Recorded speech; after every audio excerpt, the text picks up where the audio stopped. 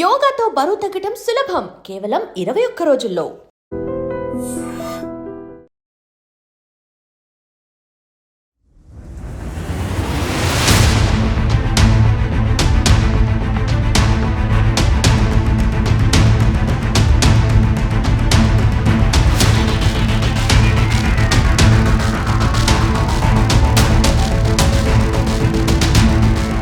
అత్యంత దారుణమైన ఘటన, ఘోరమైన విషాదం.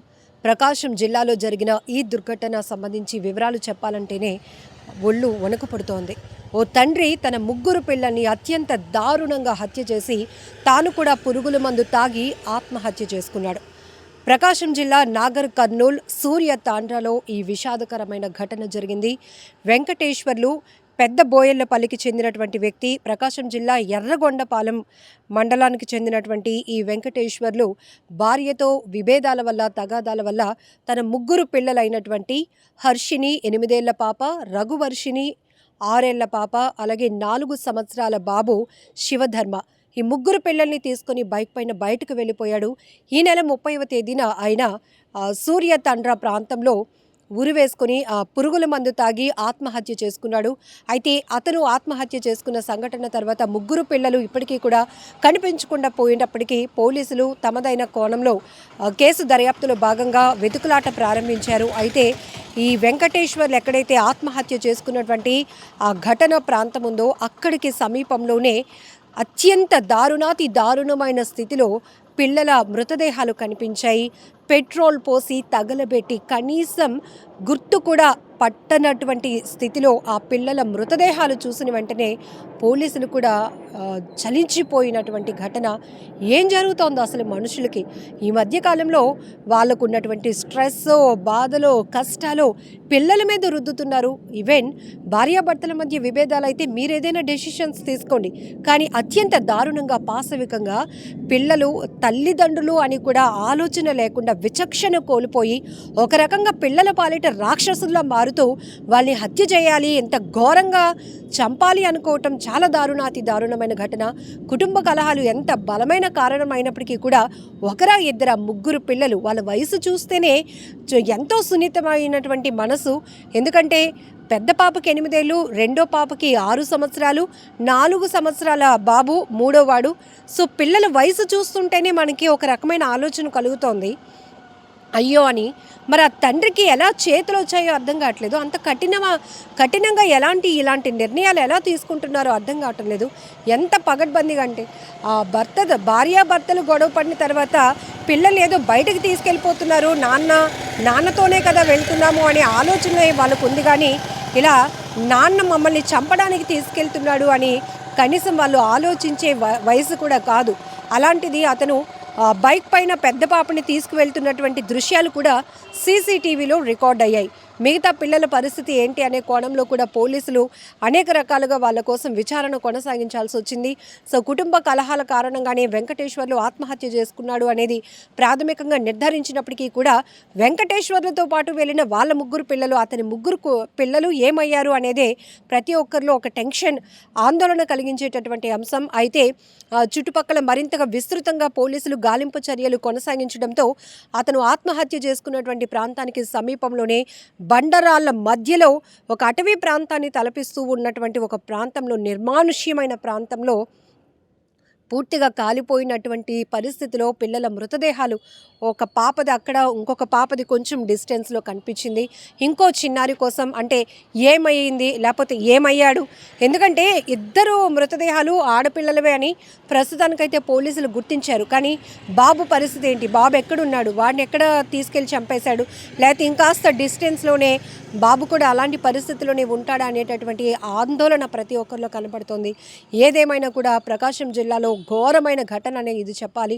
ఎందుకంటే తల్లిదండ్రులు అప్పుల బాధలు భరించలేకో, లేకపోతే వివాహేతర సంబంధాల వల్ల, లేకపోతే ఆర్థికపరమైన సంబంధాల వల్ల, కుటుంబాల మధ్య విభేదాల వల్ల, కారణం ఏదైనా కావచ్చు, వాళ్ళ కక్షలు పగలు పిల్లల మీద తీర్చుకోవటానికి ప్రయత్నం చేస్తున్నారు. చూడండి, ఇది చాలా దారుణాతి దారుణం.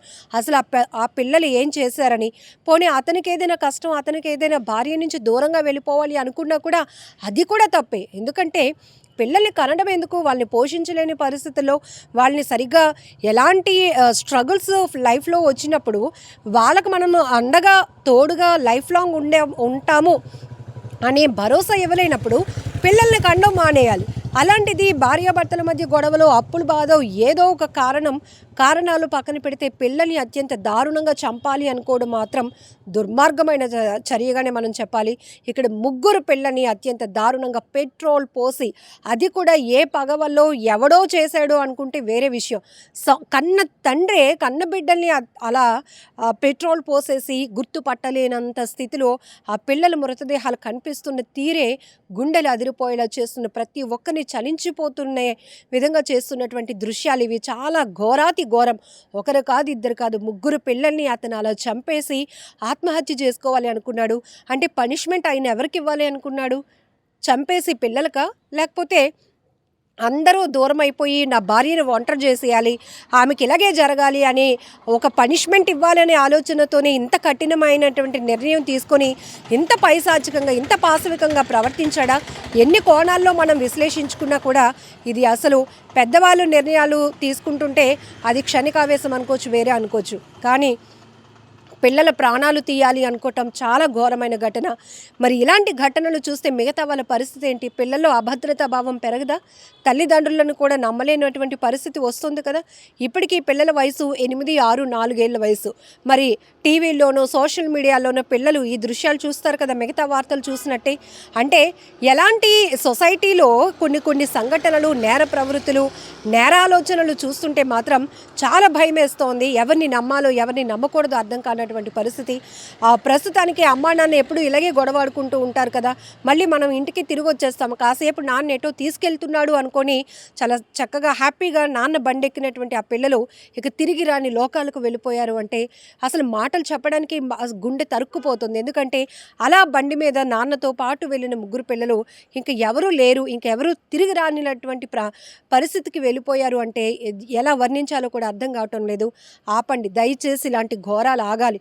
ఎందుకంటే చిన్న విషయాలకి కూడా ఆలోచన లేకుండా ఆలోచన శక్తి కోల్పోతున్నారు. క్షణికావేశంలో తీసుకుంటున్న నిర్ణయాల వల్ల మళ్ళీ ఎంత డ్యామేజ్ జరుగుతుందో కూడా మీరు అర్థం చేసుకోవాలి. ఇలాంటి ఘటనలు సొసైటీ పైన కూడా తీవ్రమైనటువంటి ప్రభావాన్ని చూపిస్తాయి. దయచేసి అలాంటి ఆలోచనలు ఉంటే మాత్రం కూర్చొని మాట్లాడుకునే ప్రయత్నం చేయండి, లేదంటే కొంత గ్యాప్ తీసుకోండి. మనుషులకి మధ్య దూరం పెరిగినా పర్వాలేదు, కానీ మనుషులకి మరొక మనుషుల్ని దూరం చేయాలి అనే ఆలోచన మాత్రం చాలా దుర్మార్గం.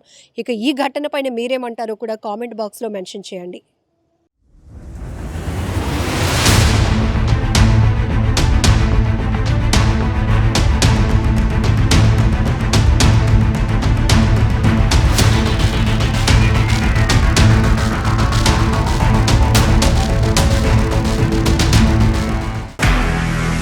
నిజంగా ప్రస్తుతం ఉన్నటువంటి సమాజం దేనికి ప్రయారిటీ ఇస్తుంది? ఆర్థిక సంబంధాల చుట్టూ మాత్రమే తిరుగుతుంది. మళ్ళీ ఎన్నికలంగానే చాలా విరక్తి కలుగుతున్నాం. మంచి అనిపిస్తుంది కదా, లేడీస్ కూడా ఛాలెంజింగ్ జాబ్స్ చేసినప్పుడు చాలా బాగుంటది. ట్రాఫిక్ అసిస్టెంట్స్ గా నియమించిన ట్రాన్స్జెండర్స్ అందరితో సాల్యూట్ చేయించుకుంటున్నారు. ఫుడ్ డెలివరీ ఇవ్వటానికి వెళ్ళినటువంటి డెలివరీ బాయ్ అనిల్ పై కళ్ళ ముందు